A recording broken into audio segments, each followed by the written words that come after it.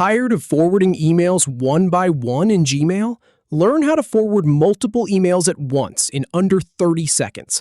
In this tutorial, I'll show you the exact steps to select multiple emails, forward them as attachments, and send them all together. First, head over to your Gmail homepage, where you'll see your inbox. Now, select the checkboxes next to all the emails you want to forward. Then, click the 3 vertical dots in the toolbar. That's the More Actions icon. From the drop-down, choose Forward as Attachment, and a new email draft will open automatically. In the draft, enter the recipient's email address. Add a subject line, and if you like, a brief message. Finally, click Send to forward all those emails as attachments. That's it! Thanks for watching! If you have any feedback, or if any info is inaccurate, please leave a comment below. We'll do our best to answer or redo the video if needed. Thanks for watching.